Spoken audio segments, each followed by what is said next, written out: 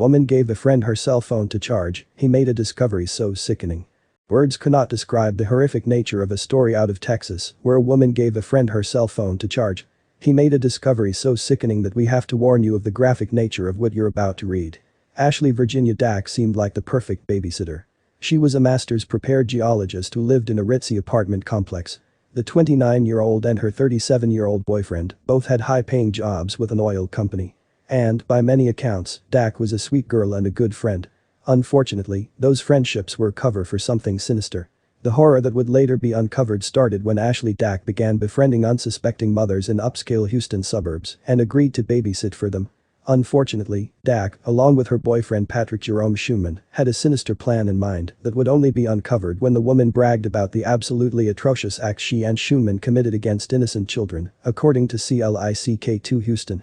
The defendants befriend women who have small children to gain access to the children, Tiffany Dupree, the chief prosecutor, revealed.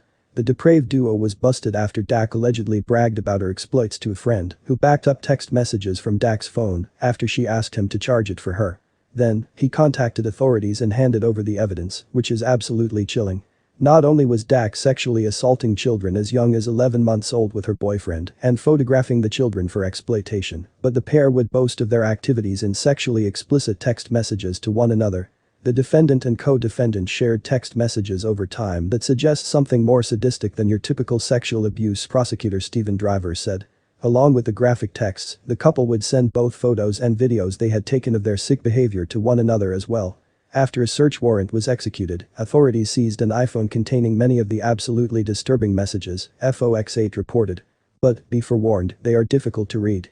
She'd be so scared, Schumann replied as Dack reassured him, but no one could hear her if we were in my car, and Schumann then horrifically declared, I would hold her neck and head as you pulled her pants off. In another series of texts, Schumann asked Dack what the pair could do this weekend to feed our twinkles. Dack had a disturbing idea. Try the pool. I'll see if Lil P wants to come too. Always looking for pictures, she suggested. Schumann's response was equally disturbing. Can't wait to see and touch. Imagine Lil P's lips on you. Or you down there here out. In addition to the disturbing messages, court documents reveal that Dack sent multiple images of children engaging in sexual activity, one of which showed her sexually assaulting an 11-month-old child. The image was accompanied by the message, "Gonna get our pics tonight, incredible," Schumann responded. "Best ever seen. Thank you." Another message read, "Thank you so much for my gift," before wishing Dack sweet dreams. Ashley Dack and Patrick Schumann were charged with sexual performance by a child and super aggravated sexual assault of a child. But their sentences are just as disturbing as their crimes. According to the Texas Tribune, Dack was sentenced to a maximum of 15 years in prison, while Schumann only received a measly 8. Words cannot describe the sick nature of what these two did to those children. Even life in prison would seem like a light sentence for people so depraved, but to learn that they will potentially be released before some of their minor victims or even adults is downright nauseating.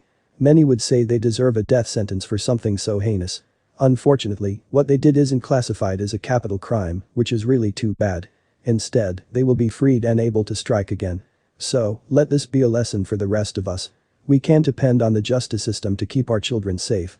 Criminals of the worst kind will serve paltry sentences and be released on our streets. And, not all perverts are easily identifiable. They don't all drive around in white vans, and they are not all perverted old men. They can be well-to-do, educated people, masquerading as your helpful friend, just waiting for you to put your guard down.